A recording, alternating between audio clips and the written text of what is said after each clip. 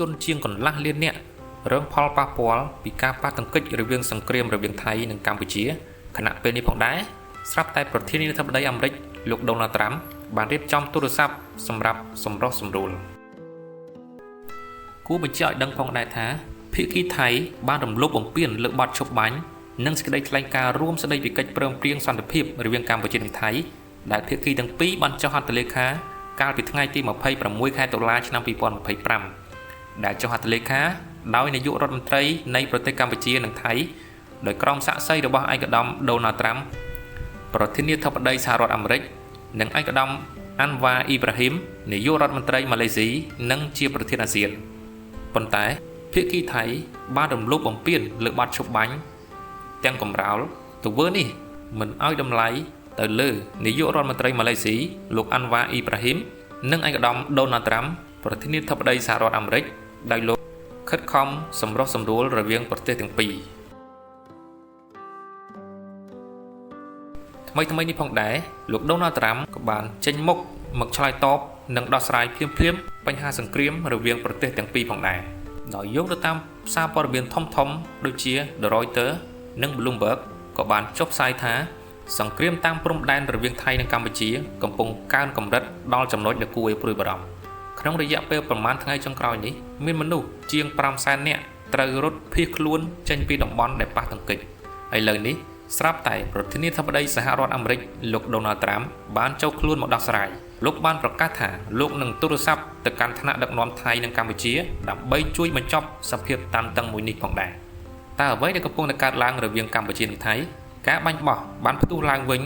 តាមបណ្ដោយព្រំដែនប្រមាណ800 គីឡូម៉ែត្រថៃប្រើយន្តហោះចម្បាំង S-16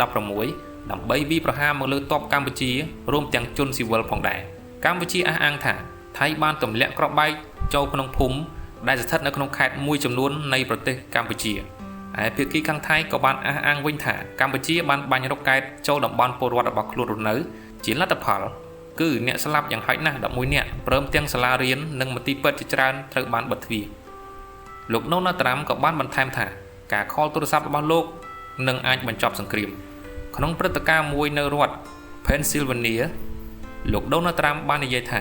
ថ្ងៃស្អែកខ្ញុំនឹងត្រូវទូរស័ព្ទទៅប្រទេសទាំងពីរតើអ្នកណាអាចនិយាយថាខ្លួនអាចបញ្ចប់សង្គ្រាមរវាងប្រទេសខ្លាំងៗទាំងពីរបានតាមរយៈទូរស័ព្ទលោកបានបន្ថែមថាសហរដ្ឋអាមេរិកកំពុងបង្កើតសន្តិភាពតាមរយៈកម្លាំង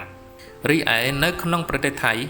ពលរដ្ឋរាប់សែននាក់ត្រូវរត់ចេញពីផ្ទះភៀសខ្លួនថៃបានចម្លៀសប្រជាពលរដ្ឋជាង 400,000 នាក់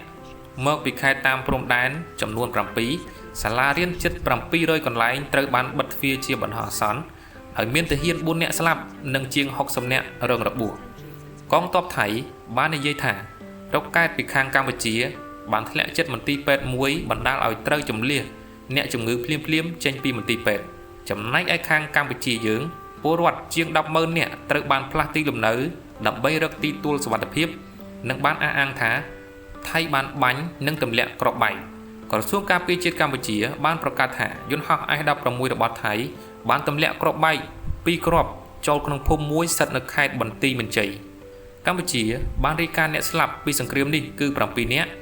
កម្ពុជាក៏បានដកក្រុមកីឡាស៊ីហ្គេមចេញពីការប្រកួតដែលថៃធ្វើជាម្ចាស់ផ្ទះដោយផ្អែកលើការព្រួយបារម្ភពីផ្នែកសុវត្ថិភាពសម្ពាធអន្តរជាតិកំពុងកើនឡើង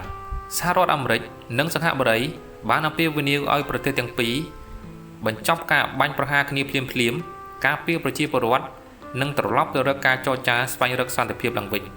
ចំនួនបញ្ហានេះបានកាត់ឡើងស្ទើរតែ4ថ្ងៃហើយមិនទាន់មានសញ្ញាស្ងប់ស្ងាត់នៅឡើយនោះទេបាទនេះគឺជាដំណឹងដ៏ល្អមួយផងដែរដែលយើងសង្ឃឹមថាលោកដូណាល់ត្រាំនឹងជួយមកសម្រួលនិងដោះស្រាយសង្គ្រាមមួយនេះម្ដងទៀតឲ្យបានកាន់តែលឿនកាន់តែឆាប់រហ័សហើយយើងនឹងទទួលបានលទ្ធផលនាពេលខាងមុខផងដែរសង្គ្រាមមិនដែលចំណេញនោះទេពេលថាសង្គ្រាមគឺនឹងធ្វើឲ្យវិនាសទាំងសងខាងដោយធ្វើឲ្យបាត់បង់ជីវិតខាតបង់ទ្រព្យសម្បត្តិផ្សេងៗរវាងប្រទេសទាំងពីរដូច្នេះយើងសង្ឃឹមថាកម្ពុជានិងថៃនឹងឆាប់វិលទៅរកសន្តិភាពវិញនាពេលខាងមុខហើយក្នុងនាមយើងជាជនជាតិកម្ពុជាយើងក៏មិនចង់ឃើញសង្គ្រាមកើតឡើងយើងតែងតែ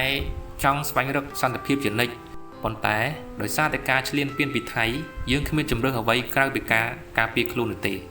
ប្រជាជនកម្ពុជាយើងគ្មានបំណងអ្វីក្រៅពីការការពារប្រជាជននិងការពារទឹកដីរបស់យើងឲ្យបានគង់វង្សដោយយើងគ្មានបំណងឈ្លានពាននិងចង់បានទឹកដីរបស់ប្រទេសណានោះទេហើយថ្មីនេះផងដែរយោងទៅតាមក្រសួងការពារជាតិ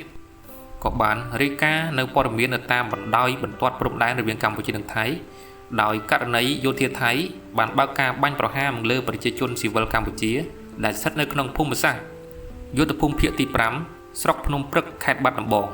ចាប់ពីវេលាម៉ោង 11:15 នាទីដល់ម៉ោង 11:56 នាទីយោធាថៃបានធ្វើសកម្មភាពបាញ់ផ្លោងចំនួន5គ្រាប់ដោយប្រើប្រាស់កាំភ្លើងត្បាល់100 មីលីម៉ែត្រនិង105 មីលីម៉ែត្រចូលក្នុងភូមិសាស្ត្រឃុំចក្រីស្រុកភ្នំព្រឹកខេត្តបាត់ដំបងដោយកងកម្លាំងកម្ពុជាបាននឹងកំពុងប្រយុទ្ធតតាំងជាមួយសត្រូវឈ្លានពាននិងឈរជើងយ៉ាងរឹងមាំក្នុងការបំពេញតួនាទីរបស់ខ្លួនដើម្បីការពារបូរណភាពទឹកដីរបស់កម្ពុជាដោយថ្មីនេះសាលារៀនជាច្រើនស្ថិតនៅក្នុងខេត្តបាត់ដំបងត្រូវបានប្រកាសផ្អាកដំណើរការបង្រៀននិងរៀនជាបណ្ដោះអាសន្នយោងទៅតាមការជូនដំណឹងរបស់មន្ទីរអប់រំយុវជននិងកីឡាបានជម្រាបជូនគណៈកម្មការគ្រប់គ្រឹះស្ថានសិក្សាលោកគ្រូអ្នកគ្រូបុគ្គលិកអប់រំអាណាព្យាបាលនិងសិក្សានុសិស្សទាំងអស់ឲ្យបានជ្រាបថាដោយសារតែការឈ្លានពានពីសំណាក់យោធាថៃមកលើព្រំដែននៃព្រះរាជាណាចក្រកម្ពុជាក៏ដូចជាក្នុងភូមិសាស្ត្រស្រុកចំនួន4ស្រុកសំឡូតស្រុកកំរៀងស្រុកសំពៅលូននិងស្រុកភ្នំព្រឹកក្នុងខេត្តបាត់ដំបងចាប់ពីថ្ងៃទី10ខែធ្នូឆ្នាំ2025នេះ